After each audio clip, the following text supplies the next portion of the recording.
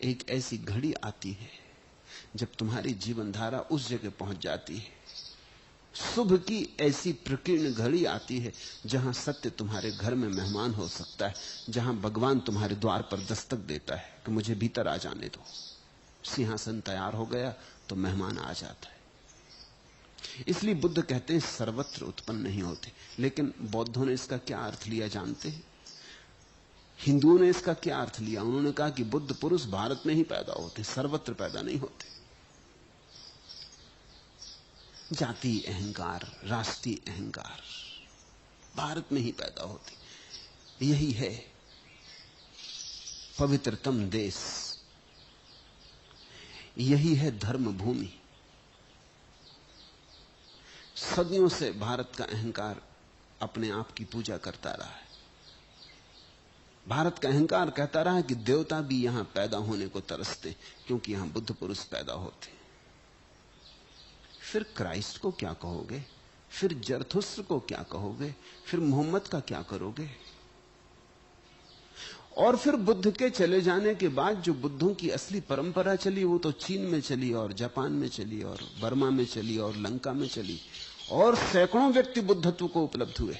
वे सब भारत के बाहर उपलब्ध हुए। उनको क्या कहोगे? नहीं, ऐसी संकीर्ण बात इसका अर्थ नहीं हो सकती। भारतीय मन को यह बात सुख देती क्योंकि तुम्हारे अहंकार को तृप्त करती। मैं इसके लिए राजी नहीं। बुद्ध पुरुष सर्वत्र पैदा नहीं होते, यह सच है। सभी के भीतर यह घटना नहीं घटती, इसमें सच्चाई ज्यादा खोजने की जरूरत ही नहीं, साफ ही है बात। करोड़ों में कभी कोई एक होता है, लेकिन वो एक भारत में होता है ऐसी भ्रांति मत पालना।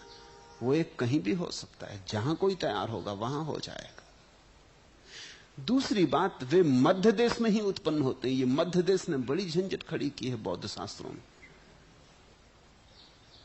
उन्होंने तो हिसाब किताब भी आंक के बता दिया कि कितना योजन लंबा और कितना योजन चौड़ा मध्य देश है। तो मध्य देश में बिहार आ जाता है, उत्तर प्रदेश आ जाता है, थोड़ा सा मध्य प्रदेश का हिस्सा आ जाता है, बस ये मध्य देश है। तो पंजाब में पैदा नहीं हो सकते, सिंध में पैदा नहीं हो सकते, बंगाल में पैदा नहीं हो सकते। ये तो सीमांत देश हो गए, ये मध्य देश न रहे। ये बात बड़ी ओछी है, ऐसा अर्थ करना उचित नहीं। लेकिन मैं झंझट भी समझता हूं कि बौद्ध टीकाकारों की झंझट भी रही, फिर मध्य देश का अर्थ क्या करे? कहा है बुद्ध ने, ये सच है। मैं कुछ अर्थ करता हूं, वो समझने की कोशिश करो। पश्चिम का एक बहुत बड़ा भौतिक शास्त्री है ली कामते दू नाय। उसने एक अनूठी बात कही। ली कामते दू नाय को पढ़ते वक्त अचानक मुझे लगा कि ये तो मध्य देश की बात कर रहा है, मगर बुद्ध और ली कामते दू नाय में तो 2500 साल का फासला है, और बिना ली कामते दू नाय के बुद्ध के मध्य देश की परिभाषा नहीं हो सकती। इसलिए मैं क्षमा करता हूं जिन्होंने 2500 साल में मध्य देश की इस तरह की व्याख्या की है, उन पर मैं नाराज नहीं हूं, क्योंकि वो कुछ कर नहीं सकते थे। एक अनूठी बात दुनाय ने खोजी है, और वो ये कि मनुष्य अस्तित्व में ठीक मध्य में, मध्य देश है। छोटे से छोटा है परमाणु, एटम, और बड़े से बड़ा है विश्व। और लिकांत दुनाय ने सिद्ध किया है कि मनुष्य इनके दोनों के ठीक बीच में मध्य देश है, ठीक बीच में। इसका अर्थ होता है परमाणु में और मनुष्य के बीच में जो अनुपात है, मनुष्य जितने गुना बड़ा है परमाणु से, उतना ही गुना बड़ा विश्व है मनुष्य से।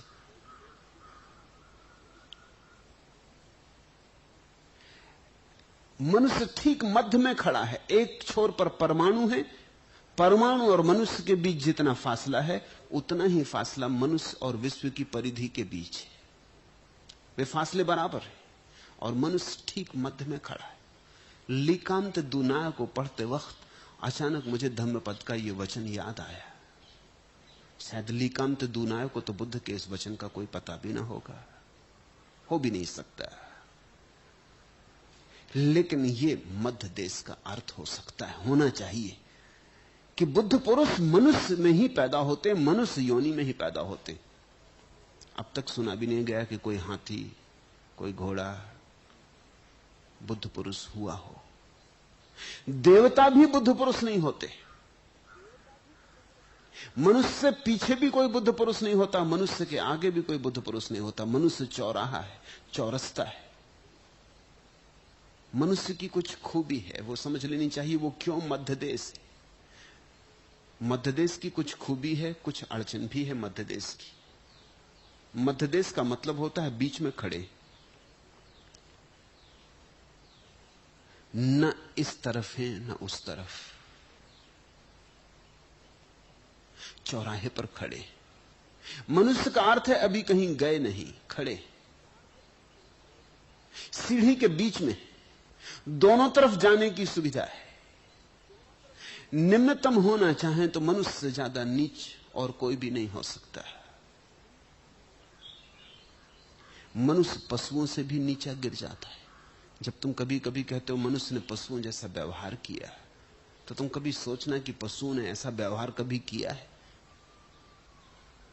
तॉलस्टॉय ने लिखा है कि जब भी कोई कहता है कि इस मनुष्य ने पशु जैसा व्यवहार किया, तो मुझे क्रोध आता है कि यह आदमी पशुओं के साथ ज्यादती कर रहा है, क्योंकि जैसे व्यवहार मनुष्य ने किए हैं वैसे तो पशुओं ने कभी नहीं किए। कौन से पशु ने अडोल्फ हिटलर जैसा काम किया है, या चंगेज खान, या तैमूर लंग, या जोसेफ स्टालिन? किस पशु ने ऐसा काम किया है? किसी पशु ने ऐसा काम नहीं किया। पशु मारता है जरूर, हिंसा भी करता है, लेकिन भोजन के अतिरिक्त और किसी कारण से नहीं। अगर सिंह का पेट भरा हो तो तुम उसके पास से निकल सकते हो, वो हमला भी नहीं करेगा। सिर्फ आदमी अजीब है, ये खिलवाड़ में भी मारता है। ये कहता हम शिकार करने जा रहे हैं, इसको कोई प्रयोजन नहीं है, ये मार के खाएगा भी नहीं, भूखा भी नहीं है, भरा पेट है, लेकिन खिलवाड़ से खेल के लिए जा रहा है। और जब ये आदमी जाके जंगल में किसी जानवर को मार लेता है तो कहता खूब मजा आया, शिकार हुई। और अगर जंगली जानवर इसको मार ले तब ये नहीं कहता कि खूब मजा आया, शिकार हुई। जंगली जानवर ने शिकार की तब शिकार नहीं कहता।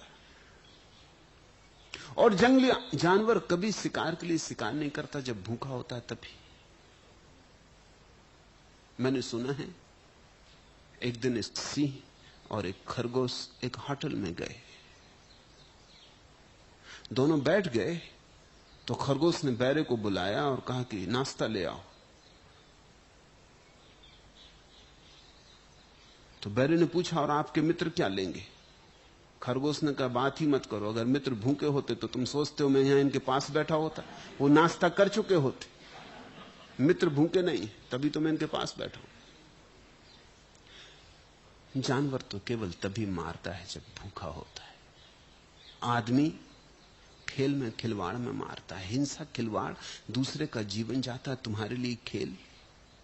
फिर कोई जानवर अपनी ही जाति के जानवरों को नहीं मारता, कोई सिंह सिंह को नहीं मारता है, और कोई सांप किसी सांप को नहीं काटता है, और कोई बंदर कभी किसी बंदर की गर्दन काटते नहीं देखा गया। आदमी अकेला जानवर है जो आदमियों को काटता है, और एक दो में नहीं, करोड़ों में काट डालता है। इसके पागलपन की कोई सीमा नहीं। तो अगर आदमी गिरे तो पशु से बदतर हो जाता है, और अगर आदमी उठे तो परमात्मा के ऊपर हो जाता है। बुद्धत्व का अर्थ है उठना, पशुत्व का अर्थ है गिरना, और मनुष्य मध्य में है। इसलिए दोनों तरफ की यात्रा बराबर दूरी पर है। जितनी मेहनत करने से आदमी परमात्मा होता है, उतनी ही मेहनत करने से पशु भी हो जाता है। तुम ये मत सोचना कि अडोल्फ हिटलर कोई मेहनत नहीं करता, मेहनत तो बड़ी करता है, तब हो पाता है। ये मेहनत उतनी ही है जितनी मेहनत बुद्ध ने की भगवान होने के लिए। उतनी ही मेहनत से ये पशु हो जाता है। उतने ही श्रम से तुम ध्यान की संपदा पालोगे, जितने श्रम से तुम अपने को गंवा दोगे। तुम पर निर्भर है। तुम ठीक मध्य में खड़े हो, उतने ही कदम उठा के तुम पशु के पास पहुंच जाओगे, पशु से भी नीचे, और उतने ही कदम उठा के तुम परमात्मा हो जा सकते हो। ये अर्थ है मध्य देश का। और स्वभावतः मध्य में से ही चौराहा जाता है।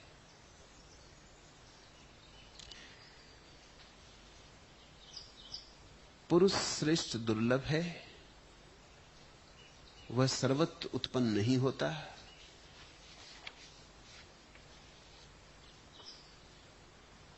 वह मध्य देश में ही उत्पन्न होता है और जन्म से ही महाधनवान होता है। तो मनुष्य की महिमा भी अपार है, क्योंकि यहीं से द्वार खुलता है।